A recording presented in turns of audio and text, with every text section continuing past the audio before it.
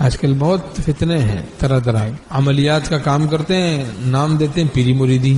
او بھائی پیری مریدی سے یہ کیا تعلق ہے عملیات کے کام کا؟ اب کوئی ڈاکٹر ہے اس کو تو کوئی پیر نہیں سمجھتا، کلینک کھول کے بیٹھا ہے، دوائیں دے رہا ہے، لوگوں کو شفا بھی ہو رہی ہے، تب بھی کوئی پیر نہیں سمجھتا. یہ تو نہیں سمجھتا کہ ہاں یہ پیر کامل ہو گیا، شیخ کامل ہو گیا. تو ایسے کوئی عامل ہے وہ ایسے عملیات کا کام کر رہا ہے، وہ شیخ کامل کیسے ہو گیا؟ وہ پیر کامل کیسے ہو گیا؟ روحانی علاج کرائیے لکھا ہوتا ہے. روحانی علاج تو روحانی بیماریوں کا ہوتا ہے نا، روحانی بیماریاں گناہ ہیں. اب ان عاملوں کے پاس روحانی بیماریوں کا کب علاج ہوتا ہے؟ وہاں تو گھستے ہی عورتیں بیٹھی ہیں، بے پردگی ہو رہی ہے، نامحرم عورتوں سے اختلاط ہو رہا ہے، خلوت ہو رہی ہے. تو روحانی گناہ میں تو تم خود مبتلا ہو، روحانی کینسر میں تم کیا روحانی علاج کرو گے لوگوں کا؟ عنوانی کتنا غلط ہے اور انداز کتنا غلط ہے. نہیں سمجھا ہے خود لیکن چلا ہے مجھ کو سمجھانے. بس جن قابو ہو جائے اس چکر میں جا رہے ہیں ان جاہلوں کے پاس، اور جاہل بے وقوف بنا رہے ہیں. ہاں بھائی تمہیں بہت سارے جنات تمہیں قابو میں آ گئے تمہارے. کہاں ہے بھائی وہ؟ ہاں کیا کرتے ہیں؟ کیا فائدہ کیا ہوتا ہے ان کے قابو ہونے سے؟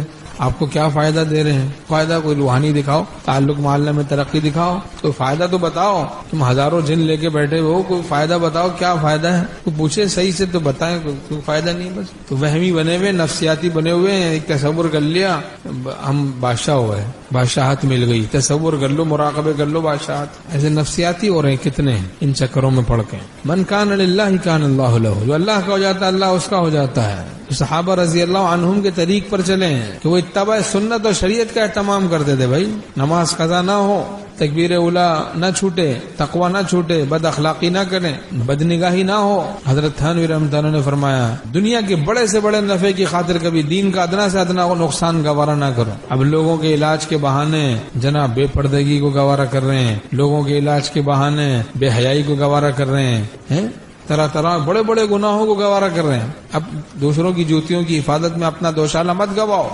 ہمارے شیخ رحمۃ اللہ ایک بات فرماتے تھے کہ اگر ماں زہر کھائے تو بچے جو دودھ پئیں گے وہ بھی بیچارے بیمار ہو جائیں گے یا مر جائیں گے. تو ماں کو چاہیے کہ وہ ایسی خراب غذا نہ کھائے یا زہر نہ کھائے. ایسے پیر کو چاہیے، استاد کو چاہیے، مقتدی حضرات کو چاہیے، ائمہ حضرات کو چاہیے، علماء کو چاہیے، امت کے مقتدی حضرات کو چاہیے زہر نہ کھائیں، گناہ نہ کریں، ورنہ ان کے مقتدی، ان کے متعلقین جو ان سے وابستہ ہیں وہ بیمار ہو جائیں گے روحانی اعتبار سے.